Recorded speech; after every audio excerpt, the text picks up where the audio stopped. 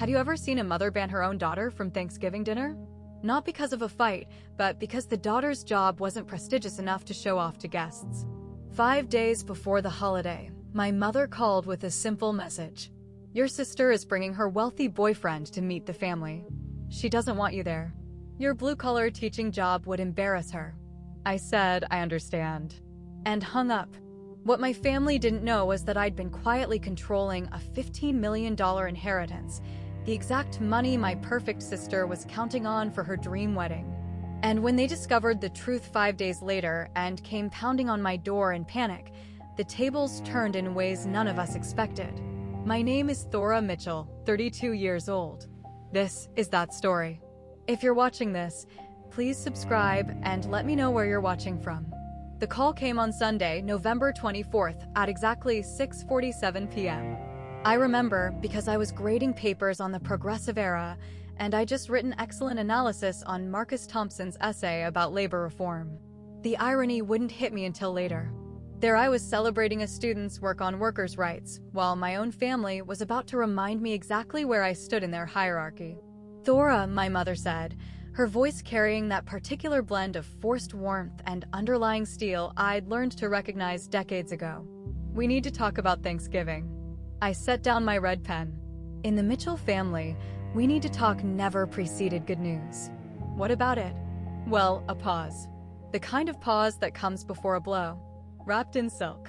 Vivian is bringing Derek to meet the family. You know how important this is. Derek Hartwell. I'd heard the name approximately 400 times in the past 3 months. CEO of Hartwell Capital, a private equity fund managing over $400 million. Vivian's ticket to the life she'd always believed she deserved. That's great, I said. And I meant it. Despite everything, I wanted my sister to be happy. I'm looking forward to meeting him. Another pause. Longer this time. That's actually what I wanted to discuss. Vivian feels that well. She thinks it might be better if you weren't there this year. The words landed like stones in still water. I watched the ripples spread through my chest, familiar and cold. I'm sorry. It's nothing personal, Thora. It's just Derek comes from a very particular world. Finance, investments, that sort of thing. And here she searched for the word, though we both knew she'd already found it. Your career choice. It might send the wrong message. My career choice. As if I'd stumbled into teaching by accident rather than fighting for my certification while working 2 jobs to pay for grad school. Mom, I have a master's degree in education. I've been teaching for 10 years. Exactly. Her tone shifted as if I just proved her point.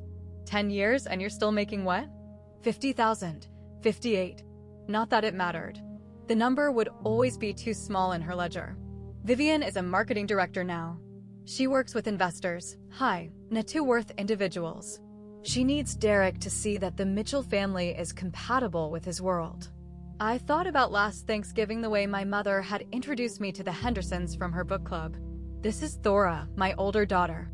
She teaches. That pause heavy with unspoken disappointment. Vivian, of course, is in corporate marketing. The shift in her voice from flat recitation to proud announcement had been subtle enough to seem accidental. It wasn't. I thought about the email she'd sent 3 months ago requesting my contribution to Vivian's engagement party. Since you don't have a family of your own to support, I'm sure you can contribute a bit more. $3,000 should cover the flowers and part of the venue. I transferred the money the same day without a word of protest. According to the National Education Association, teachers earn 26.4% less than comparable college-educated professionals. I knew that statistic by heart. Not because it made me feel like a victim, but because I taught my students about systemic inequities, about how society chooses which work to value. I just never expected to become a case study in my own family. Mom, I said carefully. I could come after dinner just to say hello, meet Derek. Vivian was very clear. My mother's voice hardened. She doesn't want you there at all. Please don't make this difficult for me, Thora. Don't make this difficult for me. As if I were the one wielding the knife. I looked around my apartment, the 1-bedroom in Somerville I'd called home for 6 years. The second-hand couch I'd reupholstered myself. The bookshelves overflowing with history texts and lesson plans. The small kitchen where I packed lunches at 5:30 every morning because I couldn't afford the cafeteria prices. This was the life that embarrassed them. "I understand," I said. The words came out automatically, worn smooth by a decade of practice. I understand when she forgot my birthday, but threw Vivian a surprise party. I understand when my promotion to department chair went unmentioned at family dinner, while Vivian's new office got a 20-minute discussion. I understand when I wasn't included in the family photo for the Christmas card because the photographer charged extra for more than 4 people. I understand the 2 most expensive words I'd ever learned. Good. Relief flooded my mother's voice. "I knew you'd be reasonable. You always are." We said goodbye. I sat down the phone. For a long moment, I sat in silence, watching the last light fade from my window. Marcus Thompson's essay still lay on my desk, his words about dignity and fair treatment glowing under my lamp. Then I opened my laptop. There was a folder I hadn't touched in months, labeled simply Grandma Ella Lehner. Inside was an email from Margaret Caldwell, attorney at law, dated November 20th, subject line Re-Annual Trust Review, Eleanor Mitchell Trust. I'd been avoiding it, avoiding the questions it would force me to answer, the decisions it would demand. I closed the laptop again. But for the first time in 10 years, when I went to bed that night, I didn't cry. I felt something else entirely. A hollow space where my patience used to be. And somewhere in that emptiness, something new was beginning to grow. The phone call replayed in my mind throughout Monday. I stood in front of my 3rd period class explaining the causes of the Great Depression while Patricia Mitchell's voice echoed beneath the surface of every word. "Your career choice might send the wrong message." I taught these students about economic collapse, about how entire families lost everything, and my own family considered my salary a source of shame. "Ms. Mitchell." A hand went up. Jasmine Reyes Jr. sharp as a tack. "You okay? You seem kind of somewhere else." I forced a smile. "Just thinking about how history repeats itself, Jasmine. Sometimes in ways we don't expect." That night, I calculated the stakes of silence. If I accepted this exclusion, if I simply nodded and stayed home like a good, invisible daughter, what came next? "Easter? Thora, Derek's family will be there. Maybe you should sit this one out. Vivian's wedding. It's a small ceremony, very exclusive. You understand? Future holidays, birthdays, funerals, my own family's milestones happening without me. I would become a ghost in my own history. But the financial stakes were real, too. My mother had already set the precedent of extracting money from me whenever convenient. The $3,000 for Vivian's engagement party. The loan of $2,500 last year for my father's fishing boat repairs. Never repaid, never mentioned again. The constant implication that since I was unmarried and childless, my money was somehow communal property. If I remained silent, the requests would only grow larger, and I'd keep paying because that's what the family disappointment does to earn her seat at a table she isn't welcome at anyway. Around 9:00 p.m., my phone buzzed. A text from my father, Harold. "Sweetheart, I'm sorry about Thanksgiving. Your mother says it's for the best. I love you." I stared at those words for a long time. Harold Mitchell, 63 years old, retired. Accountant, lifelong bystander to his wife's decisions. He'd never once stood up for me. Not when I was passed over for opportunities. Not when my achievements went unacknowledged. Not when my mother made me feel small in 100 tiny ways. But he always said he loved me. As if love without action meant anything at all. I didn't respond. Instead, I opened my laptop. The email from Margaret Caldwell sat in my inbox like a sealed envelope from another life. My grandmother, Ella Lehner, had died 2 years ago at 85. She was the only person in my family who'd ever truly seen me. When I graduated from my master's program, she'd driven 3 hours to attend while my parents sent a card. When I got my first teaching job, she'd taken me to dinner and told me she was proud. When I confided my frustrations about feeling invisible at family gatherings, she'd taken my hand and said, "Thora, you're not invisible. You're just surrounded by people who've forgotten how to see." I hadn't understood what she'd done for me until after she was gone. I clicked on Margaret's email. "Dear Miss Mitchell, as per our annual review, The Ella Lehner Mitchell Irrevocable Trust currently holds assets valued at $15,247,891.33. As sole trustee, you have full discretionary authority over distributions under Section 4.2 of the trust document. Please confirm your distribution intentions for the upcoming fiscal year by December 1st. If you wish to modify distribution terms or add conditions, this must be documented before the fiscal deadline. I'm available to meet at your convenience.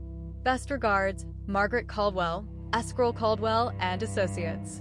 $15,247,891.33. Vivian was the sole beneficiary. I was the sole trustee, the person who controlled when, how, and whether that money ever reached her hands. My grandmother had made that choice deliberately. She told me in one of our last conversations, Vivian isn't bad, Thora. She's just never had to learn the value of anything. I want you to teach her. The only way she'll understand. I'd kept this secret for 2 years. I'd told no one. Not my parents, not Vivian, not anyone. Partly because I didn't want my family's relationship with me to be about money. Partly because I wasn't ready to wield that kind of power. But now, sitting in my dark apartment, freshly exiled from Thanksgiving dinner because my teaching salary might embarrass my sister in front of her wealthy boyfriend, I began to reconsider. Not revenge. That wasn't what Grandma Eleanor intended, and it wasn't what I wanted. But boundaries, accountability, the right to exist in my own family without apologizing for who I'd become. I closed the laptop and looked out the window at the city lights. I had held this secret for 2 years, and I was beginning to wonder if it was finally time to let it breathe. Thanksgiving Day arrived, gray and cold, the kind of November afternoon that makes you want to pull the curtains and forget the world exists. I woke at 7 out of habit. Even on holidays, my teacher's internal clock refused to sleep past dawn. I made coffee in my small kitchen, watched the steam rise, and tried not to think about the family gathering happening 15 miles away without me. By noon, I'd graded 32 essays. By 3, I'd reorganized my entire bookshelf by historical period. By 5, I'd accepted that no amount of productivity could fill the hollow space in my chest. I made myself dinner. A microwavable turkey breast, instant mashed potatoes, canned cranberry sauce. The saddest Thanksgiving meal I'd ever assembled, eaten standing at the counter because sitting at my small table felt too formal for a party of one. At 8:47 p.m., my phone lit up, a text from Vivian with a photo attached. "Thanks for understanding, sis. Derek loved the dinner." He said, "Our family is so put together, LOL." The image showed my entire family seated around my parents' mahogany dining table, the one Grandma Eleanor had given them 30 years ago. Patricia beaming at the head, Harold looking slightly uncomfortable, but smiling, and Vivian glowing beside a dark-haired man in an expensive sweater. Derek Hartwell, I presumed. For place settings. No empty chair where I should have been. So put together. I set down my phone. Then I picked it up again and studied the photo more closely. My mother was wearing the pearl earrings I'd given her for her 60th birthday, the ones she'd said were simple but thoughtful. Vivian was wearing a cashmere wrap that cost more than my monthly rent. And there in the background, just visible on the sideboard, was my grandmother's silver tea service, the one she'd promised me before she died. Because I was the only grandchild who'd ever helped her polish it. My mother had kept it. Of course she had. At 9:15 p.m., another text arrived from my father this time. "Sweetheart, I'm sorry. Your mother said this was best for everyone. I love you." I typed 3 different responses and deleted them all. What was there to say? He was sorry. He always was. But sorry didn't bring back a seat at the table. I called Rachel Torres instead. Rachel taught AP English at my school. We'd started the same year, survived countless faculty meetings together, and developed the kind of friendship forged through shared frustration and cafeteria coffee. She'd listened to 10 years of Mitchell family stories, and she was the only person outside my family who knew about the trust. "Please tell me you're not alone," she said. "I'm alone, Thora." Her voice carried equal parts affection and exasperation. "I told you to come to my sister's place. Maria made enough food for an army." "I know. I needed to process." Process what? Your family being terrible. That ship sailed years ago. A pause. What happened? I told her about the text, about the photo, about the smiling faces arranged around a table that had no room for me. Rachel was quiet for a moment. When she spoke again, her voice was careful. Thora, when are you going to stop letting them treat you like this? I don't let them. You do. Not harsh, just true. You pay for their parties. You show up when they call. You apologize for existing. And they keep taking because you keep giving. What am I supposed to do? You have options. I knew what she meant. I've never wanted to use it as leverage. I know, but there's a difference between leverage and accountability. Rachel's voice softened. Your grandmother didn't make you trustee by accident. She saw something in you. Maybe it's time you saw it too. After we hung up, I sat with my laptop for a long time. Then I opened the folder, read Margaret Caldwell's email again, clicked on the attachment I'd been avoiding for months. The trust document was 47 pages long. I'd read it once when Margaret first sent it, but the legal language had blurred together in a fog of grief and disbelief. Now I forced myself to focus. Section 4.2, paragraph 1. The trustee shall have sole and absolute discretion to determine the timing, amount, and conditions of any distributions to the beneficiary. Sole discretion, absolute. I thought about Vivian's text. Derek loved the dinner. He said, "Our family is so put together." I thought about the empty chair that didn't exist because they'd never set a place for me in the first place. I thought about my grandmother's voice 2 months before she died. One day you'll understand why I chose you, Thora. One day you'll need this. And when that day comes, I want you to remember, you're not powerless. You never were. I closed the laptop. I wasn't ready to make decisions tonight. But for the first time in 2 years, I was ready to stop pretending this choice didn't exist. My grandmother had given me a key. The question was whether I was finally willing to use it. Friday morning, November 29th, I woke up with a plan. Not revenge. I'd never wanted that, and Grandma Eleanor wouldn't have wanted it either. But clarity. After years of accepting whatever crumbs my family offered, I needed to understand exactly what I was holding. I called Margaret Caldwell's office at 9 a.m. "Miss Mitchell," she said, her voice carrying the measured professionalism of someone who'd shepherded 100 families through wealth and grief. I was wondering when I'd hear from you. The fiscal deadline is Monday. I know. I'd like to meet today if possible. A brief pause. I can make that work. 2 o'clock, her office was in Back Bay, a converted brownstone with brass fixtures and leather chairs. Margaret Caldwell was 58, silver-haired, and possessed the kind of calm authority that made you feel everything would be handled properly, even when your world was falling apart. She'd been my grandmother's attorney for 20 years. She handed me a cup of coffee and spread the trust documents across her desk. "Let's review the basics," she said. "Your grandmother established the Eleanor Mitchell Irrevocable Trust in March 2022, approximately 8 months before her death.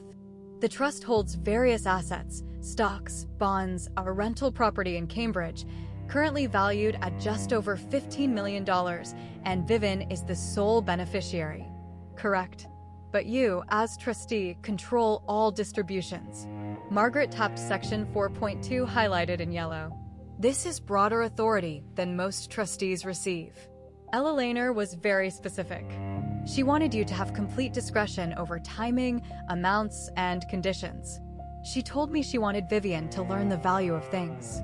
Margaret nodded slowly. Your grandmother and I had many conversations about her granddaughters. She loved Vivian, but she was concerned. She felt Vivian had been enabled, given things too easily, praised too freely, never required to develop resilience or gratitude. And she thought money would teach her. She thought you would teach her. The money was just the mechanism. Margaret's eyes met mine. Ella Lehner told me Thora is the only person in that family with the spine to say no and the heart to say it kindly. Those were her exact words. I looked down at the documents, 47 pages of legal language, and buried within them my grandmother's faith in me. What are my options for the annual distribution? You have several. Margaret pulled out a separate sheet. You can authorize a standard distribution. Vivian is currently eligible for up to $200,000 per year. You can defer distribution to the following year.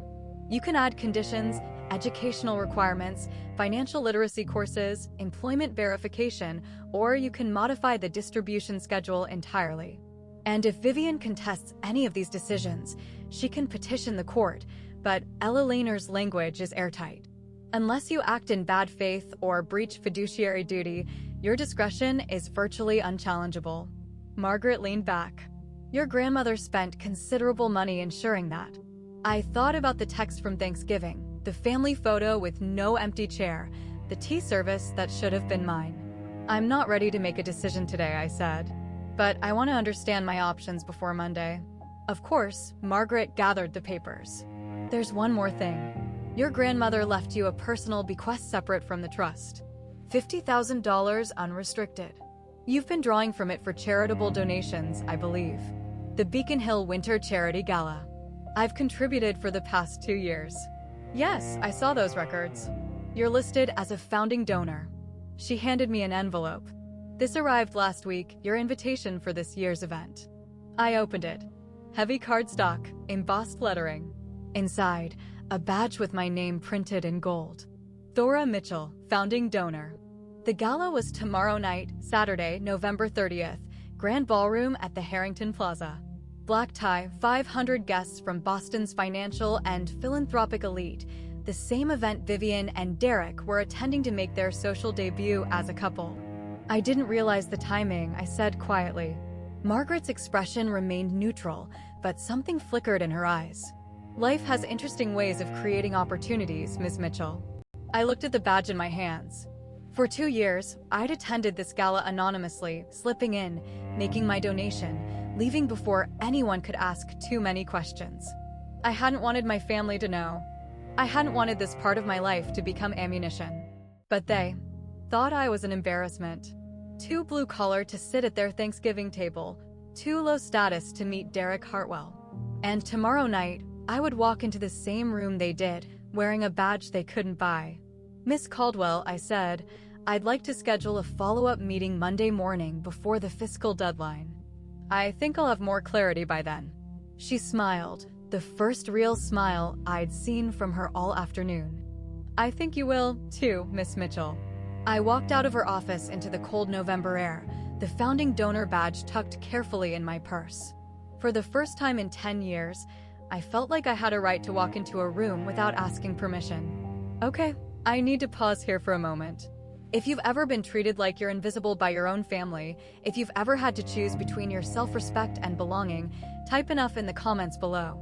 And if you want to know what happened at that gala, hit that like button and keep watching. Trust me, you don't want to miss what comes next.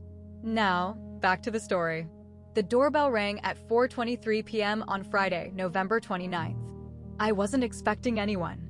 Rachel was at her sister's for the weekend, and I didn't exactly have a crowded social calendar. I peered through the peephole and felt my stomach drop.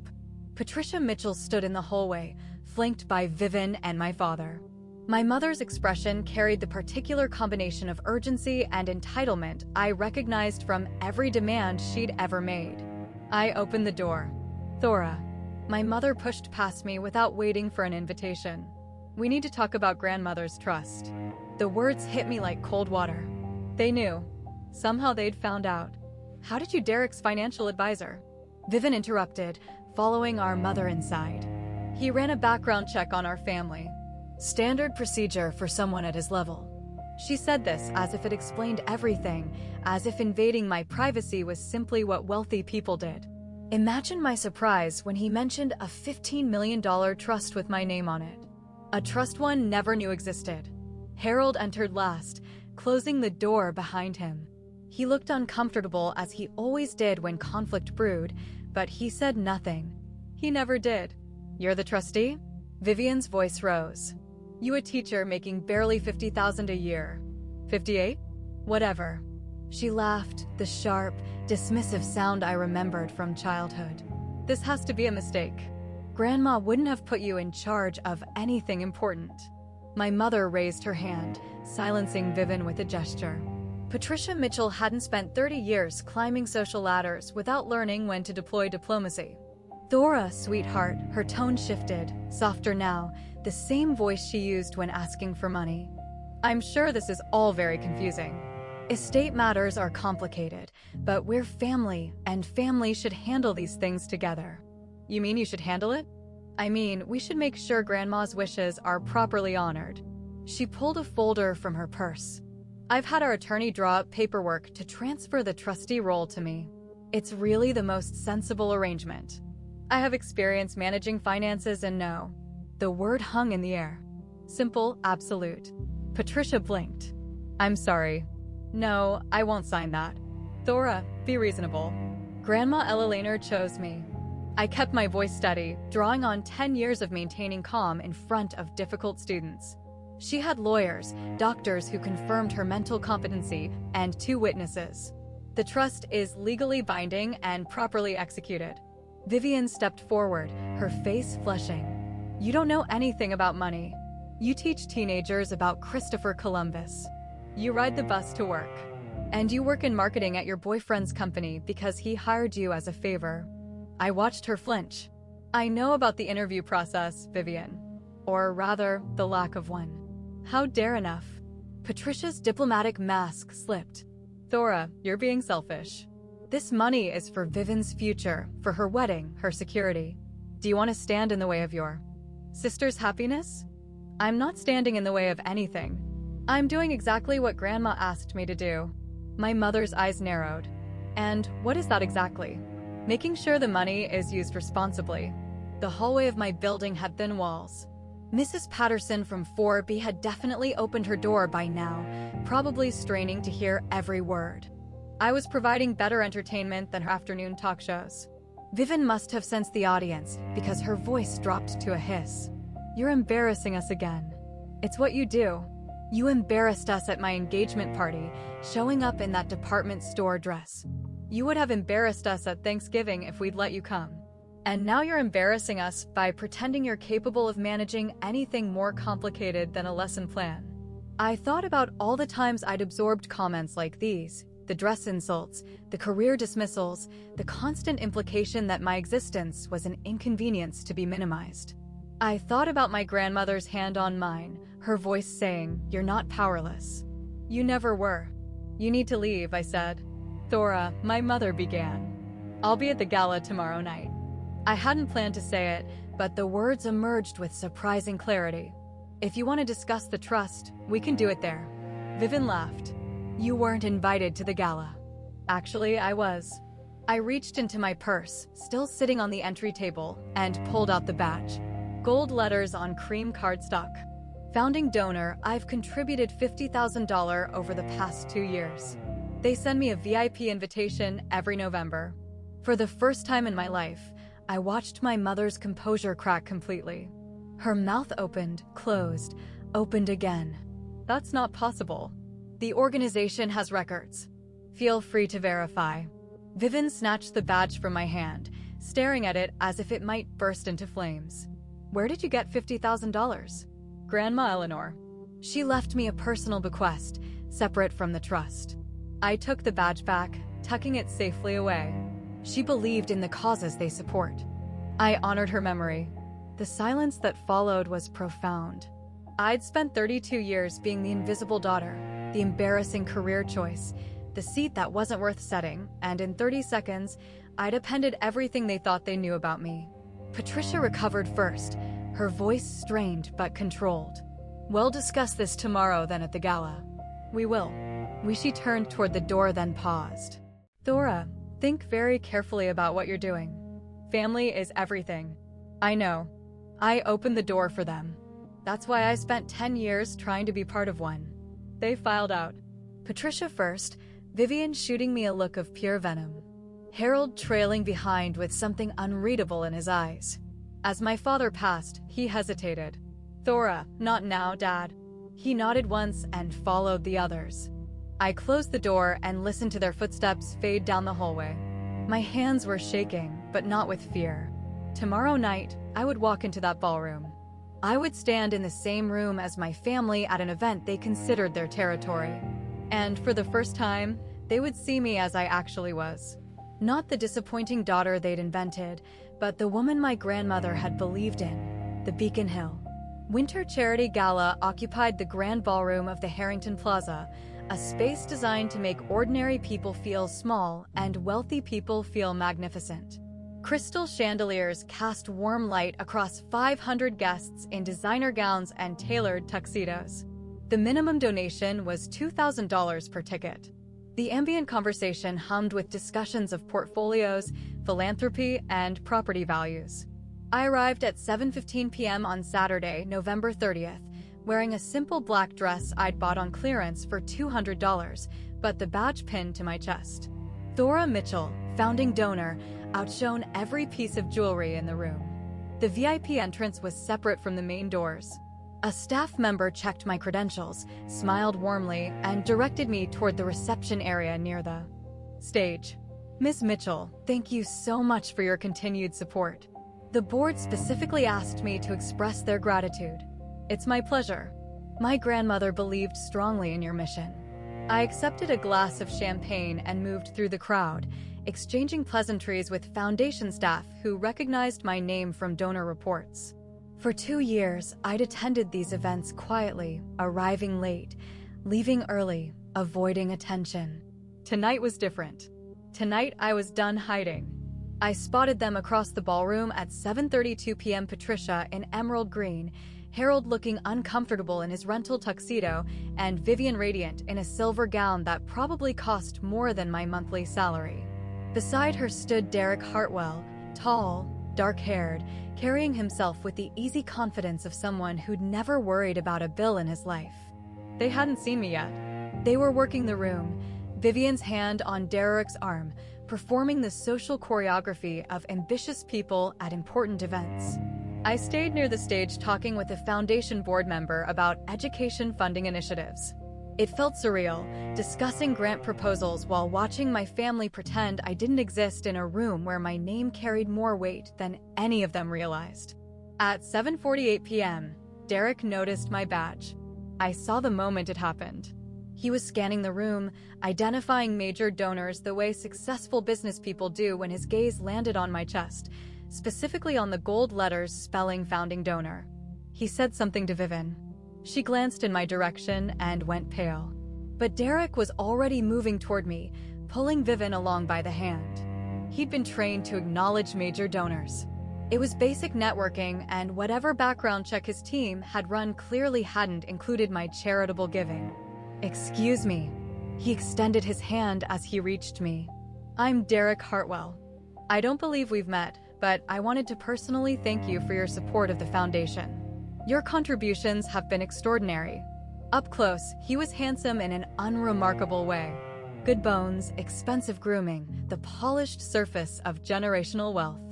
But his eyes were intelligent, and when he shook my hand, his grip was genuine. Thank you. I'm Thora Mitchell. The name registered.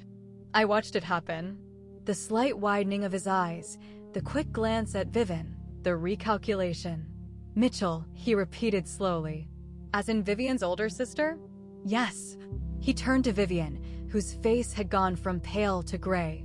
You told me you didn't know the woman with the founding donor badge. I didn't. Vivian's voice caught. I didn't recognize her at first. The lighting. Derek's tone cooled by several degrees. Your sister has donated over $100,000 to a foundation I've supported for years, and you didn't recognize her. Other guests were starting to notice. The volume of our conversation wasn't loud, but the body language spoke clearly. Tension, conflict, the irresistible magnetism of wealthy people behaving badly. Patricia materialized at Vivian's elbow, her social radar detecting crisis. Derek, darling, what a wonderful event. Have you seen the silent auction items? Mrs. Mitchell. Derek's voice remained pleasant, but something had shifted beneath the surface. I was just thanking your daughter for her charitable contributions. I understand she's been a founding donor for 2 years. Patricia's smile froze. My daughter? Thora? He gestured toward me. She's apparently contributed $50,000 annually. That's more than many of our VIP ticket holders combined. I didn't realize. Patricia trailed off, her composure fracturing for the second time in 2 days. Didn't realize your daughter was a major philanthropist? Interesting. Derek turned to me. Miss Mitchell Thora, I apologize. I was told the Mitchell family would be attending tonight, but your name wasn't mentioned. I'm not often mentioned. The words came out before I could soften them, but they were true, and I was tired of softening truths. Derek. Vivian's hand tightened on his arm. This is family. Business. It's complicated. What's complicated about it? His voice sharpened. Your sister is standing here with credentials that suggest she's taken this foundation's mission seriously for years. And 15 minutes ago, you told me you'd never seen her before. Derek, please. What else haven't you told me? A new voice entered the conversation, calm, authoritative, perfectly timed. Thora, I didn't expect to see you here tonight. Margaret Caldwell approached in a navy blue gown, her silver hair swept into an elegant twist. She nodded to Derek with the familiarity of professional circles overlapping at fundraisers. Mr. Hartwell, always a pleasure. Then to me, I hope we're still on for Monday morning. There's quite a bit to discuss regarding the annual review. Derek's attention sharpened. Review? Margaret smiled blandly. Ms. Mitchell is one of my most valued clients. She manages a substantial trust with remarkable diligence.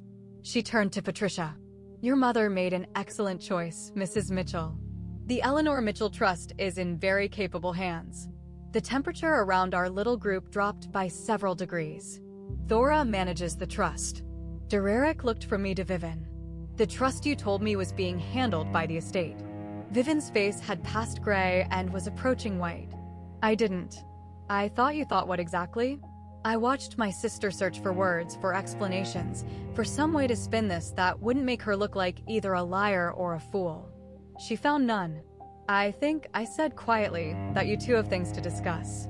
If you'll excuse me. I turned to walk away, but Derek's voice stopped me. Ms. Mitchell. Thora. When I looked back, his expression had shifted. The smooth social mask had cracked, revealing something raw beneath. I apologize for whatever role I played in tonight's confusion and for whatever's been happening with your family. You didn't know? No, but I'm starting to. He looked at Vivian with an expression. I recognized the particular disappointment of someone realizing the person beside them isn't who they pretended to be.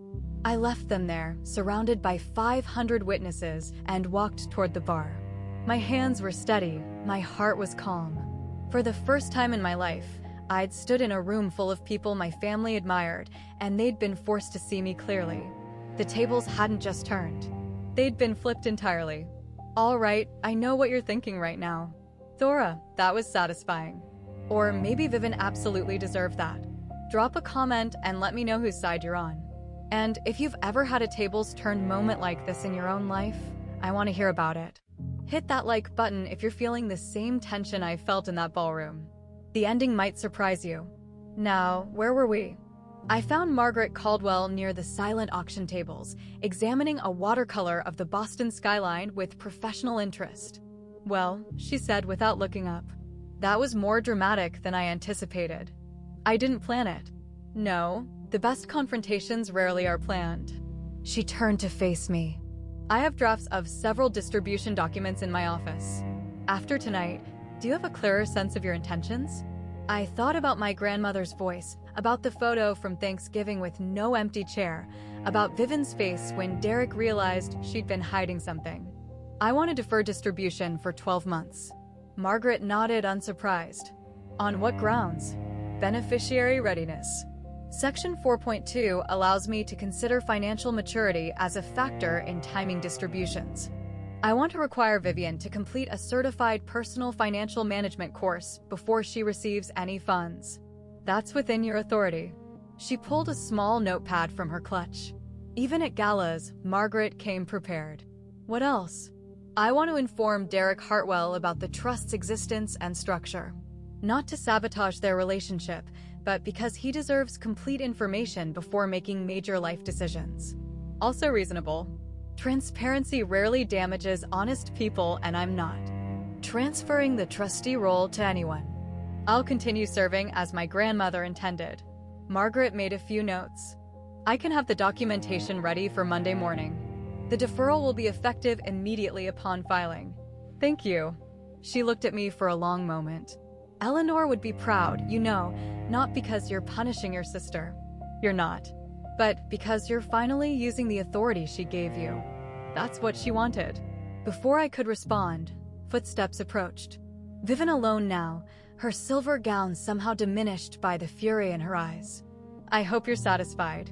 Her voice was low but venomous.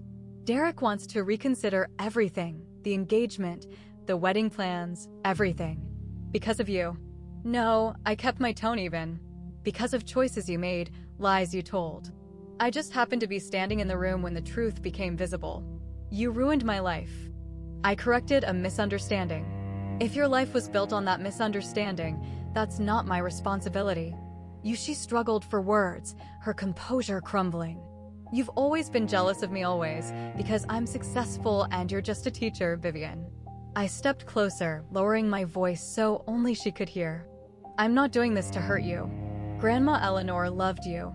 She wanted you to have this money, but she also wanted you to become someone who deserved it. I deserve it now. Then prove it. Take the financial management course. Demonstrate that you can handle responsibility. In 12 months, we can revisit the distribution. Her face contorted. You're setting conditions. You're making me jump through hoops for my own inheritance. I'm doing what our grandmother asked me to do. I held her gaze. You've never had to earn anything in your life, Vivian. Maybe it's time you learned how. I hate you. The words came out raw, almost childlike. I actually hate you. I know it should have hurt more than it did. But my job isn't to make you love me. My job is to honor Grandma's wishes, and I'm going to do that whether you hate me or not. Vivian stared at me for a long moment, then turned and walked away without another word. My mother found me next predictably. Thora. Patricia's diplomatic mask was back in place, but cracks showed around the edges. You've gone too far. Have I? Humiliating your sister in public, interfering with her relationship. This isn't what family does. No. I tilted my head. What about calling to ban someone from Thanksgiving because their job might embarrass the family? Is that what family does? That was different. How? For once, Patricia had no ready answer. Mom, I said quietly. I didn't come here tonight to start a war. I came because I was invited. I was recognized because I've been contributing to this foundation for years, honoring Grandma Eleanor's values while you dismissed me as an embarrassment. Everything that happened tonight happened because you and Vivian chose to hide truths and tell lies. Thora, I'm going to keep being the trustee. I'm going to require Vivian to meet certain conditions before accessing the funds. And I'm going to stop pretending that being treated as invisible is acceptable. What do you want from us? The question caught me off guard. Not because it was unexpected, but because for once it seemed genuine. Respect, I said. Not because of money or status, but because I'm your daughter. I've spent 32 years trying to earn a seat at your table, and I'm done. Either I belong in this family as I am, or I don't belong at all. My father appeared at the edge of our conversation, hovering as he always did. Harold, Patricia began. Tell her she's right. Both Patricia and I turned to stare at him. She's right, he repeated, his voice stronger than I'd heard it in years. We've treated Thora terribly. Eleanor saw it. I saw it. And I never did anything. He met my eyes. I'm proud of you, sweetheart. I should have said that a long time ago. I didn't trust my voice, so I just nodded. My mother looked between us, calculating, reassessing. I watched her realize that the ground had shifted beneath her feet, that the family dynamics she'd controlled for decades were suddenly unstable. We should go, she said finally, taking Harold's arm. This isn't the place. No, I agreed. It isn't. I left the gala at 10:47 p.m., stepping into the cold November night with my badge still pinned to my dress. The doorman hailed a cab, calling me Ms. Mitchell with genuine warmth. I didn't feel victorious. I didn't feel vindicated. I felt free. The fallout began within 48 hours. Derek Hartwell announced to Vivian on Sunday morning that he needed space to think. By Monday afternoon, their engagement was on indefinite hold. Not officially canceled, but suspended in a limbo that spoke volumes. Word spread through their social circle with the efficiency of gossip among the wealthy. The golden couple of Hartwell Capital had hit turbulence.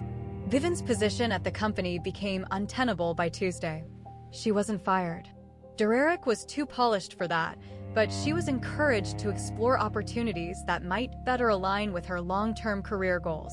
Translation: her presence had become awkward, and everyone knew it. She cleaned out her desk on December 3rd. My mother received phone calls from her social circle throughout the week. The Hendersons, the Castellanos, the Morrison Whites from her charity board, all expressing concern and offering support, which was really code for mining for details about the Thanksgiving scandal that had apparently become the talk of the Winter Gala. The story is everywhere, Rachel reported over coffee on Wednesday.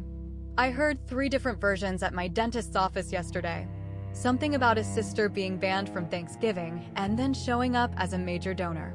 The details vary, but the punchline is always the same. What punchline? That the embarrassing daughter turned out to be more impressive than anyone knew? Rachel grinned. People love an underdog story, Thora. Especially one with receipts. The formal aftermath came Monday morning, December 2nd, at Margaret Caldwell's office. I signed the deferral documents at 9:15 a.m. The language was precise.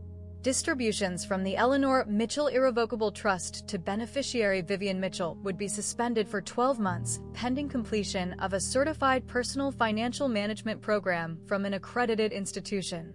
The course requirement wasn't punitive. It was exactly the kind of condition trustees routinely imposed on young beneficiaries who hadn't demonstrated financial readiness. For what it's worth, Margaret said as she notarized the final page, your grandmother would have handled this exactly the same way. She wasn't interested in punishment. She was interested in growth. I hope Vivian sees it that way. Eventually, she might. Time changes perspectives. Margaret slid the completed documents into a folder.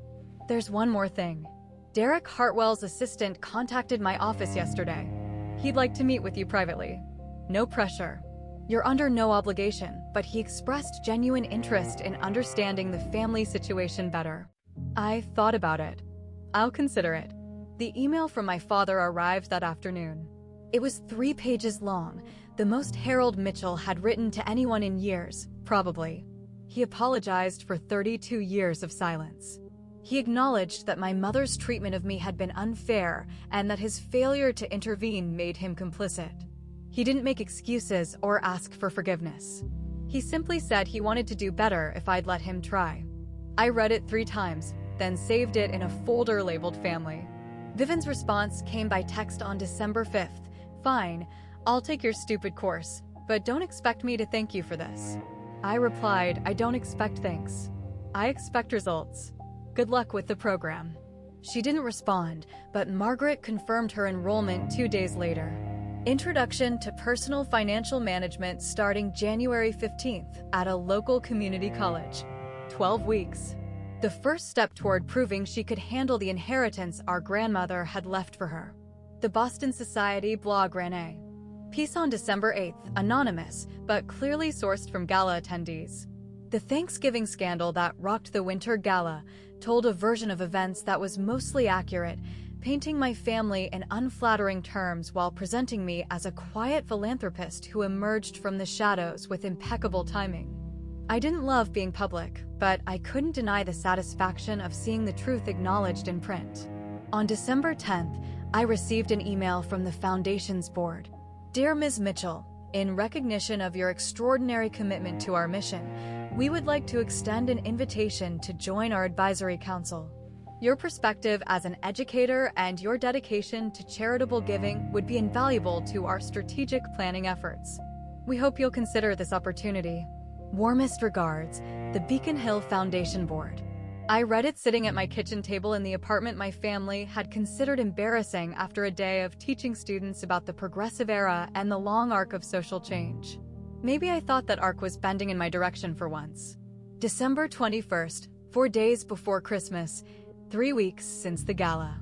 My apartment was warm with cooking smells, rosemary chicken, roasted vegetables, a pie cooling on the counter that Rachel had brought. Despite insisting she didn't bake, we'd pushed my small table against the wall to make room for 6 chairs. Rachel, 2 colleagues from school, Maria from Rachel's family, and my father. Just my father. Patricia had called twice asking to be included. I declined both times. "Not yet, Mom. I need more time." "How much time?" "I'll let you know." She hadn't argued. That more than anything told me how much the last 3 weeks had shifted our family's dynamics. Harold arrived at 5:30 carrying a bottle of wine and an expression of nervous hope. He'd never visited my apartment before. In 10 years, no one from my family had. "It's nice," he said, looking around at my books and photographs and the small touches that made this space mine. "It's you." "Thanks, Dad." The dinner was imperfect and wonderful. Rachel told embarrassing stories from our first year of teaching. Maria dominated a debate about the best pie crust technique. My colleagues complained about standardized testing. My father listened more than he spoke, but when he did contribute, his comments were thoughtful and kind. At one point, he caught my eye across the table and mouthed, "Thank you." I nodded. We were both learning what this could look like. A relationship built on honesty instead of avoidance. Vivian texted at 7:45 p.m. "Merry Christmas, Thora." "I'm trying." I showed my father the message. He read it twice, then handed my phone back. "She means it." He said the course is harder than she expected, but she's doing the work. "Good." She asked me if you'd ever forgive her. I thought about that for a moment. Forgiveness isn't the issue. Trust is, and trust takes time. He nodded slowly. "That's fair." I texted Vivian back. "I see that. Merry Christmas." 3 words, not absolution, not warmth, but acknowledgement. A door left slightly open. After the guests left, Rachel lingering to help with dishes despite my protests. I sat alone in the quiet of my apartment, looking at the Christmas lights I'd strung across my window. The past month had taught me things I should have learned years ago. That boundaries aren't punishment, they're protection. That saying no to unfair treatment isn't selfish. It's necessary that you can love people and still refuse to accept harm from them. My grandmother had understood this. She'd given me the tools to protect myself, knowing I'd need time to find the courage to use them.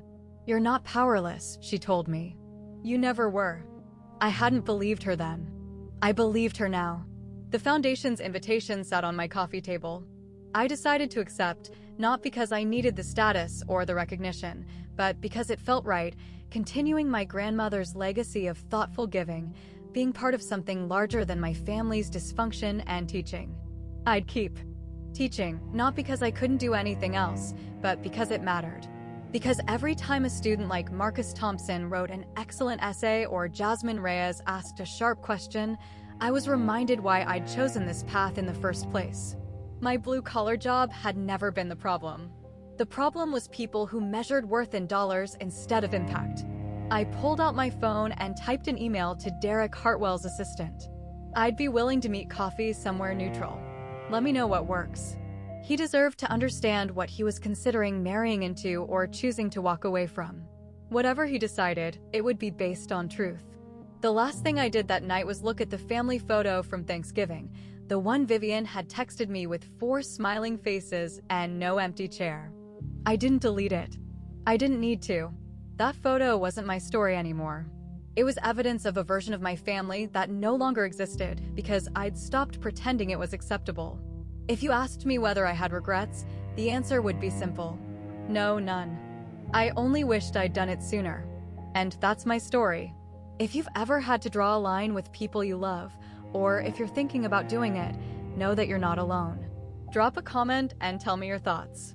If you want more stories like this one, subscribe and hit that notification bell so you don't miss anything. Check out the description for similar videos.